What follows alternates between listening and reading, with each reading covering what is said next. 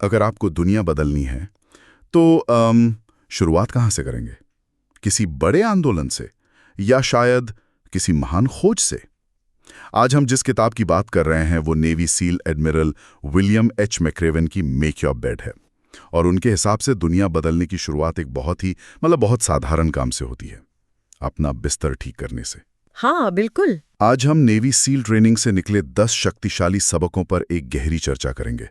हमारा मकसद ये समझना है कि कैसे अनुशासन, हिम्मत और टीम वर्क जैसी बातें सिर्फ फौजियों के लिए नहीं बल्कि हम सबकी जिंदगी में काम आ सकती हैं। बिल्कुल। और ये सबक इसलिए इतने खास हैं क्योंकि आप देखिए ये किसी थ्योरी पर नहीं बने हैं।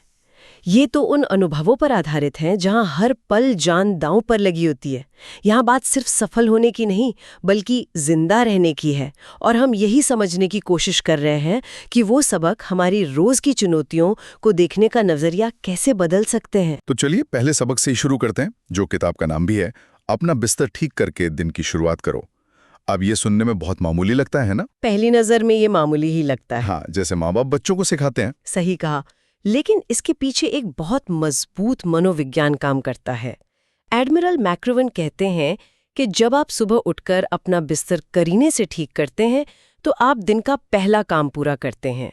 ये दिमाग को एक छोटा सा लेकिन साफ संकेत देता है कि मैंने कुछ शुरू किया और उसे खत्म किया। इससे आपको गर्व की एक हल्की सी भावना महसूस होती है। अच्छा, तो ये एक तरह का साइकोलॉजिकल ट्रिगर है। बिल्कुल। और मनोवैज्ञानिक तौर पर देखें तो ये दिमाग को जीतने के लिए तैयार करने का एक न्यूरोलॉजिकल ट्रिक है। जब आप कोई काम पूरा करते हैं, चाहे वो कितना भी छोटा क्यों ना हो, आपके दिमाग में डोपामाइन का एक छोटा सा हिट रिलीज होता है। अच्छा। ये सुबह सुबह मिलने वाला इनाम आपको दिन के दूसरे और ज्यादा मुश्किल कामों के लिए तैयार करता है।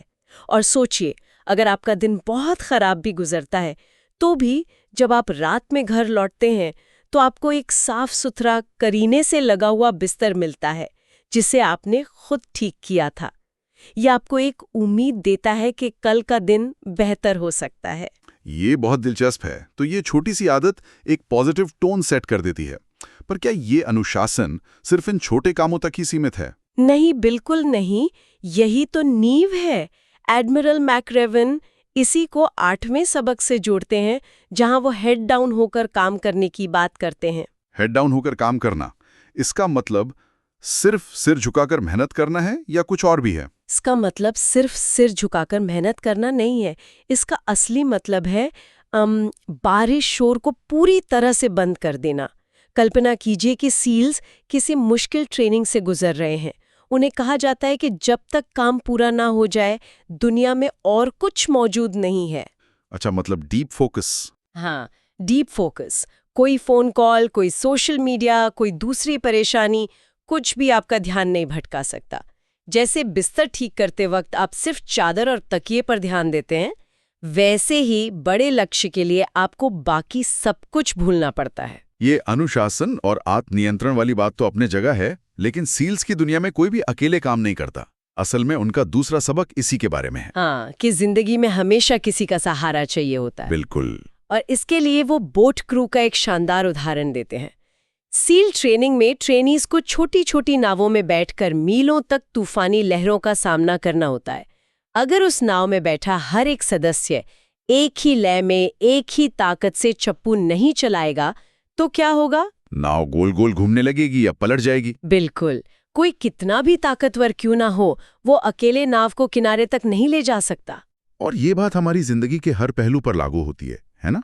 ऑफिस का प्रोजेक्ट हो या परिवार की कोई मुश्किल। लेकिन यहाँ एक सवाल उठता है। एक तरफ ये सबक टीम वर्क पर जोर देता है और वहीं तीसरा सबक कहता है खुद को अपने दिल से जज करो, यूनिफॉर्म से नहीं। क्या ये दोनों बातें एक दूसरे के खिलाफ नहीं जाती? पहली नजर में ऐसा लग सकता है, लेकिन असल में ये एक ही सिक्के के दो पहलू हैं। मैक्रेवन बताते हैं कि उनकी ट्रेनिंग में एक ग्रुप था जिसे मंचकिन क्रू कहकर चिढ़ाया जाता था। मंचकिन क्रू क्यों? क्योंकि उसमें सभी ट्रेनीज का कद 5 फुट 5 इंच से कम था। सबको लगता था कि ये लोग टिक नहीं पाएंगे, लेकिन आखिर में वही ग्रुप सबसे बेहतरीन साबित हुआ। अच्छा, क्यों? क्योंकि उन्होंने अपने बाहरी रूप रंग को अपनी पहचान नहीं बनने दिया। उनकी असली ताकत उनके दिल में, उनकी हिम्मत में थी। तो इसका मतलब है कि एक अच्छी टीम उन लोगों से बनती है जो अपनी व्यक्तिगत ताकत को पहचानते हैं, लेकिन साथ ही ये भी समझते हैं कि वो अकेले अधूरे हैं। बिल्कुल, ये अहंकार और आत्मविश्वास के बीच का फर्क है। आत्मविश्वास कहता है मैं मजबूत हूँ, अहंकार कहता है सिर्फ मैं ही मजबूत हूँ। सबसे अच्छी टीमें आत्मविश्वासी लोगों से बनती हैं जो एक दूसरे की इज्जत करते हैं। सही है, ये सब सुनने में बहुत अच्छा लगता है, अनुशासन, टीम वर्क, लेकिन असल जिंदगी में चीजें अक्सर गलत हो जाती हैं। यहीं पर चौथा सबक आता है जो शायद सुनने में सबसे कठोर लगता है। जीवन कभी फेयर नहीं होता, आगे बढ़ो। हाँ, और ये एक ऐसा सबक है जिसे सील्स हर रोज सीखते हैं। ट्रेनिंग के दौरान इंस्ट्रक्टर उन्हें बिना किसी वजह के सजा देते थे। कभी कभी घंटों तक मेहनत करने के बाद भी उनसे कहा जाता था कि तुम फेल हो गए, फिर से करो। इसका मकसद उन्हें तोड़ना नहीं, बल्कि ये सिखाना था कि दुनिया आपके हिसाब से नहीं चलेगी। आप कितनी भी मेहनत कर लें, हो सकता है हालात आपके खिलाफ हों। लेकिन क्या ये रवैया क्या ये लोगों को हताश नहीं कर सकता? ये सोचकर कि शिकायत करने का कोई फायदा ही नहीं। ये एक बहुत ज़रूरी सवाल है। इसका मकसद हताश करना नहीं, बल्कि झूठी उम्मीदों से बचाना है। मैक्रेविन कहते हैं कि शिकायत करने में जो वक्त और ऊर्जा बर्बाद होती है, उसे अगर समाधान खोजने में लगाया जाए तो नतीजा कुछ और होगा। जब कोई ये मान लेता है कि दुनिया हमेशा उसके हिसाब से नहीं चलेगी, तो वो अपनी ऊर्जा हालात को कोसने की जगह उससे बाहर निकलने का रास्ता ढूंढने में लगाता है। ये मानसिकता सशक्त बनाती है, कमजोर नहीं। और शायद इसी मानसिकता की जरूरत डर का सामना करने के लिए भी पड़ती है, जो कि पांचवा सबक है। कभी भी ठंडी और अंधेरी नाइट स्विम से मत डरो। ये नाइट स्विम क्या है असल में? नाइट स्विम सील ट्रेनिंग का एक हिस्सा है, जहां ट्रेनीज को रात के अंधेरे में ठंडे समंदर में तैरना होता है। और ये इलाका ग्रेट व्हाइट शार्क जैसी खतरनाक मछलियों के लिए जाना जाता है। ओहो, तो डर सिर्फ ठंडे पानी या अंधेरे का नहीं है, डर उस अनजाने खतरे का है जो पानी के नीचे छिपा हो सकता है। ये सबक डर के मनोविज्ञान के बारे में है। डर एक शक्तिशाली भावना है, लेकिन अक्सर जिस चीज से हम डरते हैं वो असलियत से ज्यादा हमारे दिमाग में बड़ी होती है। तो ये जीवन की उन चुनौतियों का प्रतीक है जिनसे हम डरते हैं, जैसे कोई नई नौकरी, एक मुश्किल बातचीत या कोई बड़ा फैसला। एकदम सही। और सबक ये है कि आगे बढ़ने का एकमात्र रास्ता उस डर के बीच से होके गुजरना है, उससे भागना नहीं। जब आप उस ठंडे पानी में कूद जाते हैं और तैरना शुरू करते हैं, तो आपका दिमाग डरने की जगह जिंदा रहने पर फोकस करने लगता है। एक्शन जो है वो डर पर हावी हो जाता है। और मुश्किलें यहीं खत्म नहीं होती। सातवां सबक है, चुनौतियां कभी खत्म नहीं होंगी, हार मत मानो। यहाँ हेल वीक का जिक्र है। ये क्या है? हेल वीक असल में नरक का हफ्ता ही है। आप सोचिए, लगातार 5.5 दिन। 5.5 दिन? हाँ, हर रोज 20 घंटे से ज्यादा की शारीरिक मेहनत, पूरे हफ्ते में सिर्फ 4 घंटे की नींद और 200 मील से ज्यादा का सफर, वो भी ठंडे पानी, कीचड़ और रेत में। बाप रे! ये सिर्फ शारीरिक परीक्षा नहीं, ये इंसान के टूटने का पॉइंट ढूंढने की कोशिश है। यहाँ ट्रेनीज के शरीर जवाब दे जाते हैं, दिमाग काम करना बंद कर देता है। ऐसी हालत में कोई कैसे टिका रह सकता है? इसी से शायद सबसे मजबूत उदाहरण जुड़ा है, जो 10वां सबक है। बिल्कुल। अगर जिंदगी आपको कीचड़ में गिरा दे तो भी गाना मत छोड़ो। हाँ, ये हेल वीक का एक वाक्या है।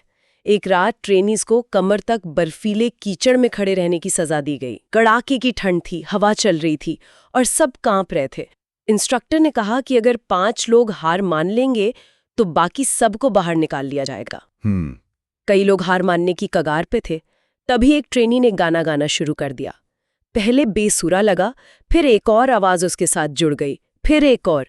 जल्द ही सभी लोग गाना गा रहे थे। कल्पना करके ही रोंगटे खड़े हो जाते हैं, उस कीचड़ में, उस ठंड में गाना गाना। बिल्कुल। और हुआ ये कि उनके गाने की आवाज ने उस ठंड और निराशा को कम कर दिया। उन्होंने अपनी उम्मीद खुद पैदा की। ये सिर्फ सहन करने के बारे में नहीं है, बल्कि मुश्किल समय में अपनी मनोदशा को सक्रिय रूप से नियंत्रित करने के बारे में है। जब आप गाना गाते हैं तो आप सिर्फ खुद को ही नहीं, बल्कि अपने आसपास के लोगों को भी हिम्मत देते हैं। यही चुनाव विजेताओं को बाकियों से अलग करता है। तो हमने देखा कि मुश्किलों से कैसे लड़ना है, लेकिन इसके लिए जो दिमागी मजबूती चाहिए वो कहाँ से आती है? यहीं पर छठा सबक आता है, सबसे कठिन समय में भी शांत रहना सीखो। इसके लिए McRaven under water attack training का उदाहरण देते हैं, जिसे सबसे खतरनाक माना जाता है। इसमें एक ट्रेनी को पानी के नीचे भेजा जाता है और एक इंस्ट्रक्टर उस पर हमला करता है। हमला करता है मतलब लगती है घबराहट। जैसे ही आप घबराते हैं, आपकी दिल की धड़कन तेज हो जाती है, आप ज्यादा ऑक्सीजन इस्तेमाल करने लगते हैं और आपकी सोचने समझने की शक्ति खत्म हो जाती है। तो घबराहट का मतलब मौत। हाँ, जीतता वही है जो उस जानलेवा स्थिति में भी शांत रहकर एक एक करके अपनी समस्याओं को सुलझाता है। पहले सांस की नली लगाता है, फिर मास्क साफ करता है। ये दिमागी नियंत्रण का चरम उदाहरण है। ये तो हुई अंदर की घबराहट की बात, लेकिन बाहर से भी तो दबाव आता है, लोगों की बातों का, उनकी राय का। मुझे लगता है ये 9वें सबक से जुड़ता है। हाँ बिल्कुल, किसी को कभी मत बोलने दो कि तुम कुछ नहीं कर सकते। हाँ, ये दोनों सबक आंतरिक नियंत्रण के ही दो रूप हैं। एक है पल में अपने दिमाग को नियंत्रित करना और दूसरा है लंबे समय तक अपने आत्मविश्वास को बनाए रखना। दुनिया में हमेशा ऐसे लोग होंगे जो आपको कहेंगे कि आप ये नहीं कर सकते, कि आपके सपने बहुत बड़े हैं, कि आप इसके काबिल नहीं हैं। ये एक तरह का मानसिक हमला है। बिल्कुल। ये सबक कहता है कि आपको अपने अंदर एक ऐसी दीवार बनानी होगी जिसे ये नकारात्मकता भेद न सके। तो असली शक्ति इस बात में है कि हम इन बाहरी और भीतरी दबावों पर कैसी प्रतिक्रिया देते हैं। बिल्कुल, अपने मन पर नियंत्रण ही असली ताकत है। अगर आप संकट में शांत रह सकते हैं और दूसरों की नकारात्मकता को खुद पर हावी नहीं होने देते, तो आपको कोई नहीं रोक सकता। तो इन सभी सबकों को एक साथ देखें तो सार क्या निकलता है? यही कि दुनिया बदलने जैसे बड़े काम की शुरुआत बिस्तर ठीक करने जैसी छोटी आदतों से होती है। हाँ, अनुशासन, टीम वर्क और मुश्किलों में डटे रहने की हिम्मत आपको भीड़ से अलग करती है। जीवन कठिन है, ये अनफेयर है, लेकिन आप उससे ज्यादा मजबूत बन सकते हैं। और हार मानना वो कभी भी एक विकल्प नहीं होना चाहिए। और अंत में हम वहीं लौटते हैं जहां से शुरू किया था। एडमिरल मैक्रेवन कहते हैं, अगर हर सुबह आप अपना बिस्तर ठीक करते हो तो आप एक छोटी जीत के साथ दिन शुरू करते हो। छोटी जीतें मिलकर बड़ी जीत बनती हैं। और अगर आप दुनिया बदलना चाहते हैं तो अपना बिस्तर ठीक करने से शुरुआत कीजिए। ये एक छोटा सा काम है, लेकिन इसका असर बहुत बड़ा है। इन सबको समझने के बाद एक सवाल सोचने पर मजबूर करता है। हम सबकी जिंदगी में वो कौन सी एक छोटी सी चुनौती है जिसका सामना करने से सबसे बड़ा बदलाव आ सकता है? बिस्तर ठीक करने के अलावा अनुशासन और हिम्मत का वो सबसे छोटा रूप क्या है जिसे कोई भी आज अभी से अपनी जिंदगी में अपना सकता है? शायद यही वो सवाल है जिसके जवाब में दुनिया बदलने का राज छिपा है।